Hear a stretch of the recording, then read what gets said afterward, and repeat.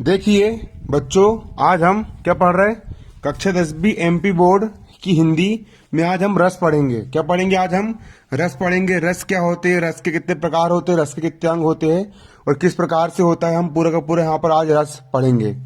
और रस आपको परीक्षा में आता है काव्य बोध से, आपको 10 नंबर का, पूरे 100 में से 10 नंबर का आपको काव्य बोध आता है, उसमें रस आता है आपको, रस, है ना।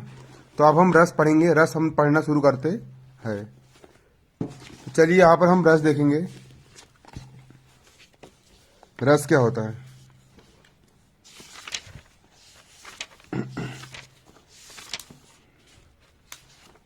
देखो रस, यहाँ समझो। सबसे पहले हमको एक क्वेश्चन बन करके आता है। आपको मैं क्वेश्चन बोल दूंगा, आपको क्वेश्चन उसको लिखना भी पड़ेगा, है ना। आप स्क्रीनशॉट लेके भी लिख सकते हो उसको आराम से। सबसे पहले आप एक कॉपी में क्वेश्चन लिखिए कि रस किसे कहते हैं, रस की परिभाषा लिखिए। पेपर में क्वेश्चन लिखे आएगा आपको कि रस की परिभाषा लिखिए, रस किसे कहते हैं, रस की परिभाषा लिखिए। तो आप सभी बच्चे एक कॉपी में लेंगे और कॉपी में आपको क्या लिखना है कि रस किसे कहते हैं, रस किसे कहते हैं।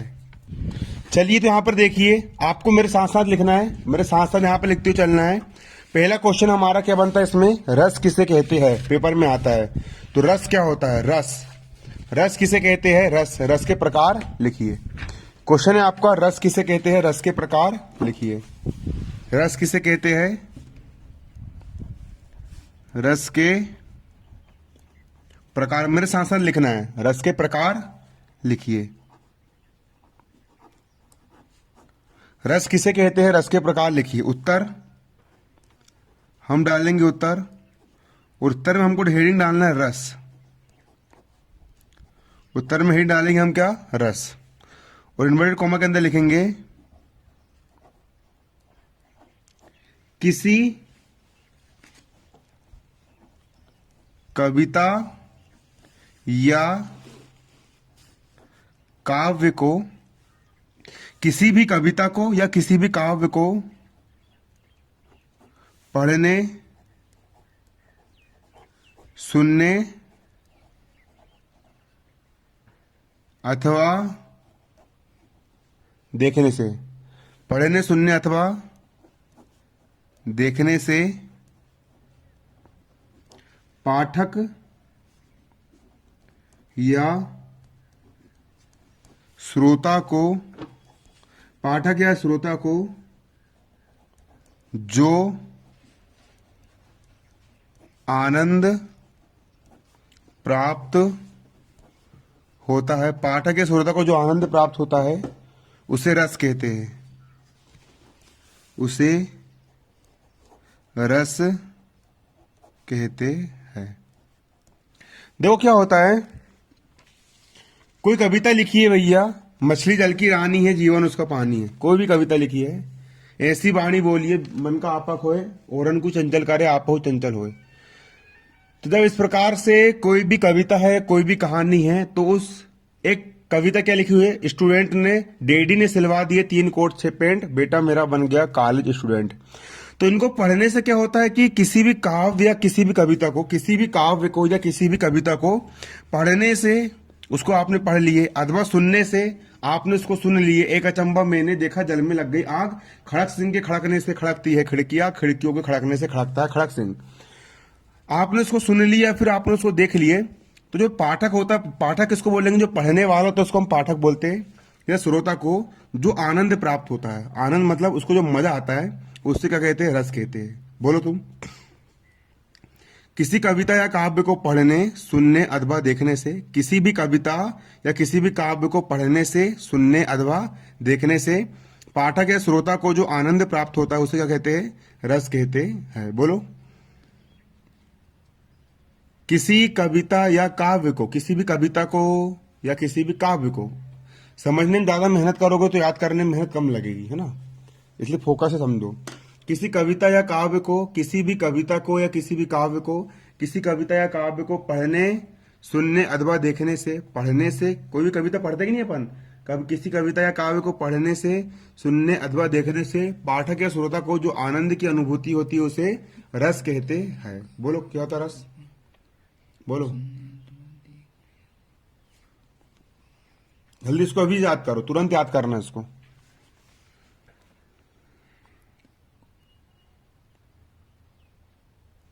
निकल पाठक या श्रोता को जो आनंद प्राप्त होता है उसे रस कहते हैं। नहीं जी। होता पाठक। अब आगे लिखो ना, आगे लिखो, रस के प्रकार 10 होते हैं और रस के अंग 4 होते हैं। कंफ्यूज नहीं होना। प्रकार कितने होते हैं? 10। और अंग कितने होते हैं? 4। पहले मैं आपको अंग के बारे में बताऊंगा। क्वेश्चन आता है रस के कितने अंग हैं, कई लोग 10 लगा के आते, गलत कर देते हैं, जबकि रस के अंग कितने होते हैं? 4। तो आगे हम लिखेंगे। तो क्वेश्चन कुछ भी बन के आ सकता है, मैं यहां पर आपको पूरा पूरा पढ़ा रहा हूं, है ना। क्वेश्चन कुछ भी बन के जाएगा, मैं आपको पूरा पूरा पढ़ा रहा हूं। अब हम यहां पर लिखेंगे रस के लिखो जल्दी, है ना। 4 अंग होते हैं। रस के कितने अंग होते हैं? रस के 4 अंग होते हैं। पहला होता है आपका स्थाई भाव। स्थाई भाव, पहला अंग होता है स्थाई भाव। दूसरा होता है विभाव। और तीसरा होता है हमारा अनुभाव। और चौथा होता है हमारा संचारी भाव। रस के कुल 4 अंग माने गए हैं। पहला स्थाई भाव, फिर विभाव, फिर अनुभाव और संचारी भाव। ये 4 अंग माने गए। रस के 4 अंग होते हैं, स्थाई भाव, विभाव, अनुभाव और संचारी भाव। रस के कितने अंग होते हैं? 4 अंग होते हैं। कौन कौन से? स्थाई भाव, विभाव, अनुभाव और संचारी भाव। सबसे पहले हम ये देखेंगे अब स्थाई भाव क्या होता है। पेपर में क्वेश्चन आता है स्थाई भाव की परिभाषा लिखिए। क्वेश्चन कुछ भी बन के आए, मैं आपको यहाँ पर नोट्स बनवा दे रहा हूँ पूरे, है ना। तो पहला लिखो कॉपी में, आप सब कॉपी में लिखना है ना, पहला लिखो अब स्थाई भाव किसे कहते हैं। स्थाई भाव डालो हेडिंग, स्थाई भाव। स्थाई भाव में डेस पाड़ के लिखेंगे। मनुष्य के हृदय में सदैव रहने वाले भावों को स्थाई भाव कहते हैं। मनुष्य के, समझते हुए लिखना है, हृदय में, मनुष्य के हृदय में सदैव रहने वाले भावों को स्थाई भाव कहते हैं। ऐसे भाव जो हमारे हृदय में हमेशा विद्यमान होते हैं। जैसे कि हम सबके हृदय में वीर रस होता है। हम सब लोग कभी दुखी होते, रोने लग जाते हैं, तो वो शोक रस होता है। कभी हमारे अंदर कभी हमको उत्साह जाता है तो वो वीर रस होता है। कभी हमको गुस्सा जाता है, क्रोध आता है ना क्रोध, तो वो रौद्र रस होता है। हम गुस्से में जाते हैं, रौद्र रूप धारण कर लेते हैं, क्रोध वाला रूप, है ना। तो उन ऐसे भाव को हम स्थाई भाव कहते हैं, जो हमारे हृदय में हमेशा रहते हैं। जैसे कभी कभी हम विस्मय चकित हो जाते हैं कि कैसा हो गया करके। हम कभी कभी डर जाते हैं, भूत प्रेत कुछ भी, किसी से भी डर जाते हैं। तो ये सब क्या होते हैं? हमारे स्थाई भाव होते हैं। क्या होते हैं? स्थाई भाव। मनुष्य के हृदय में सदैव रहने वाले जो भाव होते हैं उनको क्या कहते हैं? स्थाई भाव कहते हैं। ये अनुकूल अवसर पर ही स्वतः जागृत होकर, पुष्ट होकर रस में बदल जाते हैं। लिखो, यह मतलब कौन? स्थाई भाव।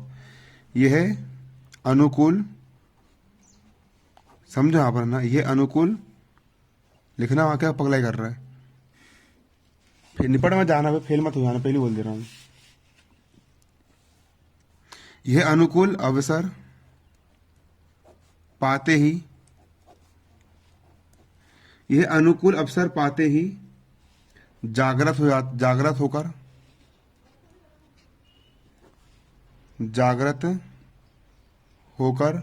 यह अनुकूल अवसर पाते ही जागृत होकर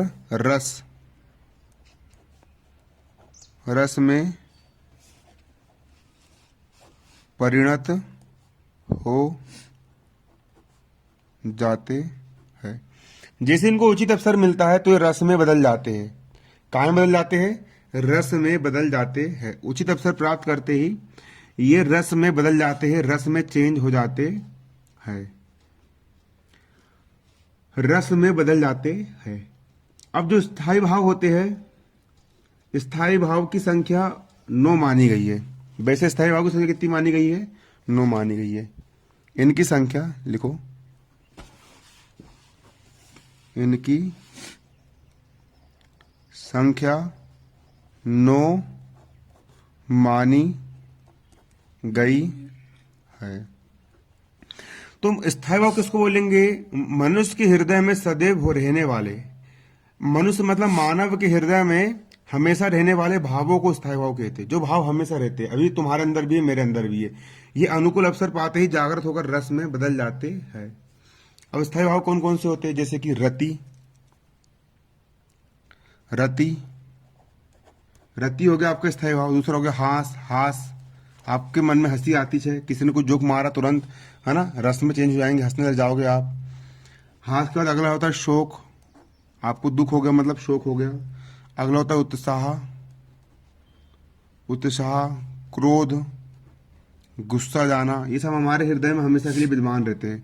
कभी आप डर जाते हो मतलब कभी आप भयभीत हो गए, भय हो गया, घृणा हो गया, बोलते ना छी कैसा घृणा है ना, तो घृणा बोलेंगे उसको ना।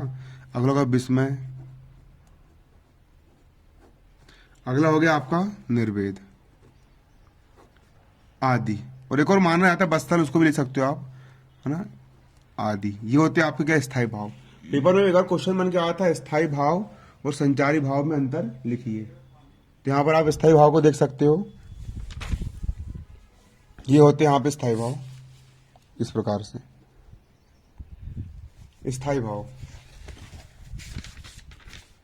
अब देखिए स्थायी भाव के बाद यहां पर हम देखेंगे कि भैया विभाव क्या होता है। रस का पहला अंग होता है स्थायी भाव, इसमें आपको इतना ही करना है। अब हम विभाव के बारे में, पेपर में क्वेश्चन आता है विभाव किसे कहते हैं, विभाव की परिभाषा दीजिए। 4 नंबर में आएगा क्वेश्चन, है ना, और विभाव किसे कहते हैं। तो एक क्वेश्चन लिख लीजिए आप पहले यहाँ पर, ऐसा क्वेश्चन तो आप नोट लिखे लेना कॉपी में कि संचार स्थायी भाव किसे कहते हैं। अब अगला क्वेश्चन क्या लिखना है आपको यहाँ पर, विभाव किसे कहते हैं, विभाव किसे कहते हैं। क्वेश्चन लिखो, विभाव किसे कहते हैं, लिखो। पेपर में आते जो है ना, इंपॉर्टेंट कुछ चीज करवा रहा हूं मैं। प्रश्न, विभाव किसे कहते हैं।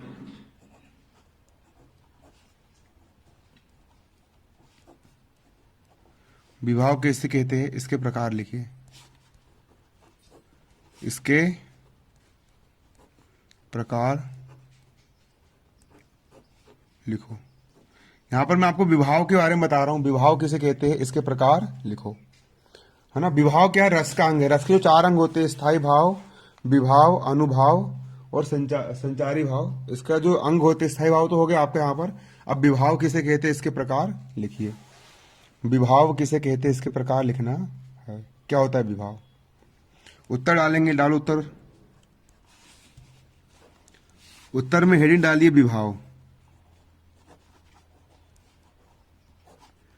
और विभाव में हम डेस पाड़ के लिखेंगे, सुसुप्त स्थायी भाव को जगाने वाले,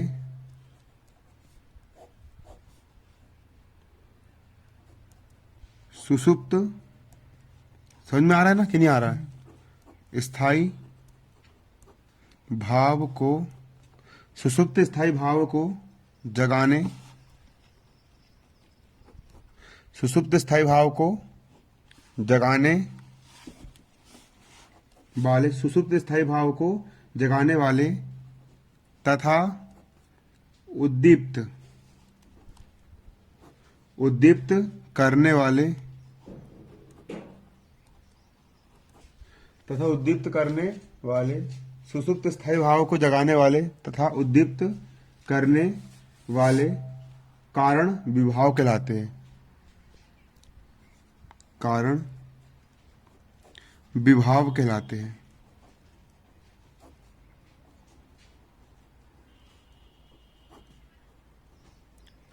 देखो क्या हुआ,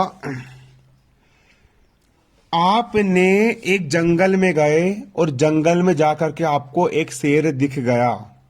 जैसे आपने शेर को देखे तो आपकी फट गई, सॉरी, है ना, जैसे आपने शेर को देखे तो आप डर गए। क्या हो गया, आप डर गए। डर गए मतलब कि आपके मन में भय उत्पन्न हो गया। भय उत्पन्न हो गया मतलब आपके मन में भय का स्थायी भाव उत्पन्न हो गया। कौन सा भाव उत्पन्न हो गया, भय का स्थायी भाव उत्पन्न हो गया। हो गया स्थायी भाव। तो भय जो डर हुआ किस कारण से उत्पन्न हुआ, शेर के कारण से उत्पन्न हुआ ना, तो शेर हो जाएगा आपका विभाव। शेर के हो जाएगा विभाव, मतलब स्थायी भाव को जगाने वाले, स्थायी भाव को, सुषुप्त स्थायी भाव मतलब हमारे मन में जो स्थायी भाव सोए हुए होते हैं, डर का भाव हो गया, उत्साह का भाव हो गया, इन सोए हुए स्थायी भाव को जगाने वाले, इन सोए हुए स्थायी भाव को जगाने वाले तथा उद्दीप्त करने वाले मतलब उनको बढ़ाने वाले कारक को क्या बोलते, विभाव कहलाते हैं। जैसे कि आप क्या हुआ कि आप चाह रहे थे और जाते जाते आपको एकदम से डायनासोर प्रकट हो गया आपकी आंख के सामने, और जैसे आपने डायनासोर को देखे तो आपने बोले ओह इतना बड़ा डायनासोर, है ना। अब मतलब आप विस्मित हो गए, आपके हृदय में कौन सा स्थायी भाव जागृत हो गया, विस्मय का स्थायी भाव आपके हृदय में जागृत हो गया। किस कारण से हुआ, डायनासोर के कारण, तो डायनासोर क्या हो जाएगा, इसका विभाव हो जाएगा। विभाव जो होते हैं वो दो प्रकार के होते हैं, तो आगे लिखेंगे हम यहां पर विभाव दो प्रकार के होते हैं, लिखिए विभाव दो प्रकार के होते हैं। विभाव दो प्रकार के होते हैं, पहला होता है हमारा आलंबन और दूसरा होता है उद्दीपन। पहला होता है आलंबन विभाव और दूसरा होता है हमारा उद्दीपन विभाव। पहला होता है हमारा आलंबन विभाव और दूसरा होता है हमारा उद्दीपन विभाव। अब आलंबन क्या होता है, आलंबन क्या होता है कि आप जंगल में गए और आपने जंगल में जैसे ही शेर को देखा तो शेर को देख करके आप डर गए, और डर गए मतलब आपके मन में भय का स्थायी भाव उत्पन्न हो गया। तो भय का स्थायी भाव किसके कारण से उत्पन्न हुआ, शेर को देखने से उत्पन्न हुआ, तो शेर हो जाएगा आपका आलंबन। शेर क्या होगा तुम्हारा आलंबन। शेर को देखने से क्या हुआ, तुम डर गए ना, तुम्हारे मन में भय का स्थायी भाव उत्पन्न हो गया, तो शेर क्या हो जाएगा तुम्हारा आलंबन हो जाएगा। शेर क्या हो जाएगा तुम्हारा आलंबन हो जाएगा। और जैसे ही शेर ने फिर क्या करा, एक दहाड़ लगाई करके, शेर ने जैसी दहाड़ लगाई तो शेर के दहाड़ लगाने से तुम्हारी पैंट गीली हो गई, तो गई पैंट गीली हो गई, तुम्हारे हाथ पैर कपने लगे, मतलब तुम्हारा जो डर था वो और ज्यादा बढ़ गया। डर क्या होगा तुम्हारे मन का और ज्यादा बढ़ गया, तुम्हारा डर और ज्यादा उद्दीपित हो गया। तो दहाड़ लगाने से तुम और ज्यादा डर गए, उद्दीपित हो गए, तो शेर की दहाड़ हो गई उद्दीपन विभाव, और जिस शेर को देख करके तुम डरे थे वो हो गया तुम्हारा आलंबन विभाव। क्लियर।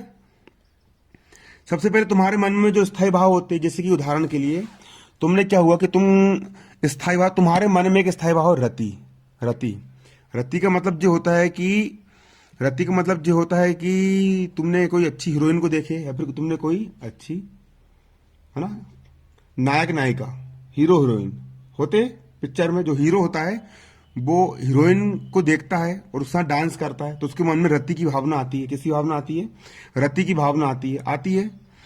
अब तुम कहीं से जा रहे थे, उतने में क्या हुआ कि भैया ये रति वाला छोड़ो, तुम हाथ वाला बताता हूं मैं, कौन सा, नहीं घृणा वाला देख लो, तुम्हारे मन में घृणा होती है। अब तुम कहीं रोड में जा रहे थे और रोड में तुमने क्या देखे, तुमने देखे भैया कि यहाँ पे कुत्ता मरा पड़ा है, क्या मरा पड़ा है, कुत्ता मरा पड़ा है, तो तुम, और बस सारा है वो, है ना, कुत्ता मरा पड़ा है, तो तुम्हारे मन में एक प्रकार से घृणा की भावना आएगी, घृणा की भावना आएगी तुम्हारे अंदर, कि नहीं आएगी, आएगी। तो कुत्ते को देखने से, मरे हुए कुत्ते को देखने से तुम्हारे मन में घृणा की भावना आई, मतलब मरा हुआ कुत्ता क्या होगा तुम्हारे लिए आलंबन विभाव हो गया। कौन सा विभाव हो गया, आलंबन विभाव।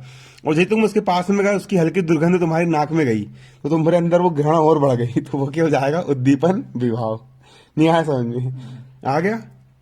तो विभाव क्या होते हैं, सुसुप्त स्थायी भाव को जगाने वाले, जो तुम्हारे मन के स्थायी भाव को जगा दे, घृणा को जगा दे, डर को जगा दे, सुसुप्त स्थायी भाव को जगाने वाले तथा उद्दीप्त करने वाले कारण क्या कहलाते हैं, विभाव कहलाते हैं। विभाव दो प्रकार के होते हैं, आलंबन विभाव और उद्दीपन विभाव। कितने प्रकार के होते हैं, दो प्रकार के। पहला क्या हो गया आलंबन विभाव और दूसरा क्या हो गया उद्दीपन विभाव। अब अगला होता है क्या, अनुभाव। उधर करो, लिखो उसको उधर। आलंबन की परिभाषा लिख लेते पहले हम, आलंबन विभाव क्या होता है और उद्दीपन भी क्या होता है ना।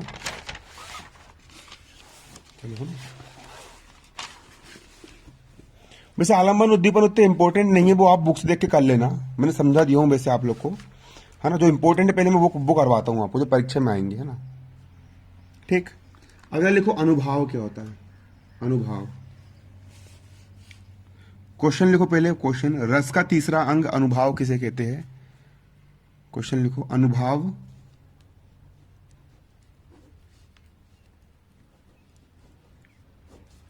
अनुभव किसे कहते हैं? उत्तर, उत्तर में हम हेडिंग क्या डालेंगे? अनुभव।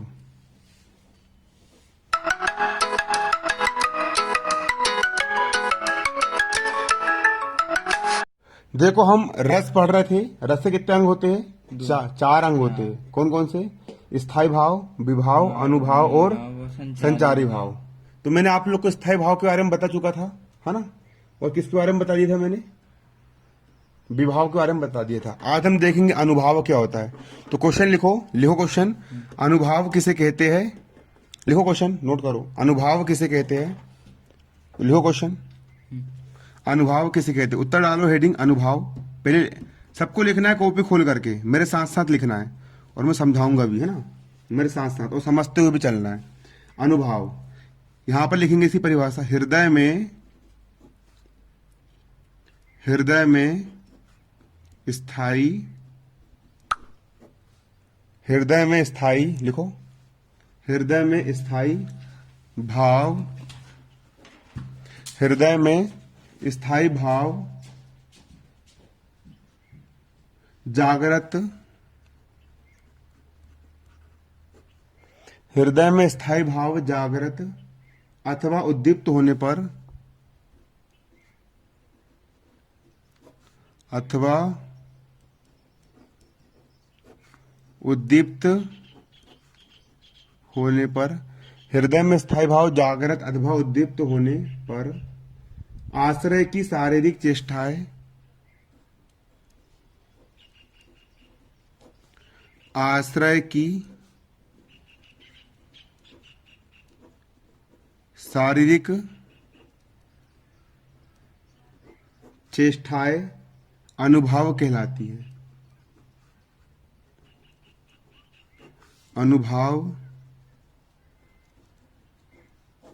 कहलाती है। देखो अनुभव किसको बोलेंगे? कि तुम जंगल में गए। स्थायी भाव किसको बोलते हैं? ऐसे भाव जो हमारे मन में हमेशा हमेशा के लिए विद्यमान होते हैं, उसको हम क्या कहते हैं? स्थायी भाव कहते हैं। उसको हम क्या बोलते हैं? स्थायी भाव कहते हैं। ऐसे भाव जो हमारे मन में सदैव विद्यमान होते हैं, ऐसे भाव जो हमारे मन में सदैव क्या होते हैं? विद्यमान होते हैं, उनको हम क्या बोलते हैं? स्थायी भाव कहते हैं। जो भाव हमारे मन में सदैव क्या होते हैं? विद्यमान होते हैं, उसको हम क्या बोलते हैं? स्थायी भाव कहते हैं। जो भाव हमारे मन में सदैव विद्यमान होते हैं, उसको हम क्या कहते हैं? स्थायी भाव कहते हैं, कहते हैं। अब जैसे क्या हो कि तुम जंगल गए और जंगल में तुमने देख लिए भैया शेर, और शेर देखे तुमने, और शेर देखे तुम्हारे मन में भय का स्थायी भाव उत्पन्न हुआ, और जैसे शेर ने लगाई दहाड़ तो तुम्हारे हाथ पैर कांपने लगे और तुम्हारे पसीने निकलने लगा। तो तुम्हारी जो शारीरिक चेष्टाएं होगी, जैसे तुम्हारे मन में स्थायी भाव उत्पन्न हो गए और उद्दीप्त हो गए, तो फिर तुम्हारे हाथ पैर कांपने लगे, तुम्हारी जो शारीरिक चेष्टाएं होगी, है ना, तुम्हारे शरीर, तुम भागोगे, चिल्लाओगे, दौड़ोगे, रोओगे, गाओगे, तो जो शारीरिक चेष्टाएं तुम्हारी होगी वो क्या कहलाती है? अनुभव कहलाती है। जैसे कि, है ना, नायक और नायिका जब मिलते हैं तो श्रृंगार रस होता है। कौन सा रस होता है? श्रृंगार रस होता है। जैसे कि तुम गए और तुमने किसी अच्छे को, तुमने किसी अच्छी दुल्हन, तुम्हारी शादी होने के लिए गई और तुमने किसी अच्छी दुल्हन को देख लिए, और जैसे तुमने उसको देखे तो तुम्हारे मन में रति का स्थायी भाव जागृत हुआ स्थायी भाव जागृत, तो तुम्हारी जो शारीरिक चेष्टाएं होगी, हंसना, है ना, घूमना फिरना, ये सब जो चीज होती है वो क्या होता है? अनुभव कहलाता है। जैसे कि मान के चलो कि क्या हुआ, तुम्हारे मन में एक स्थायी भाव कौन सा हो गया? शोक का हो गया शोक का।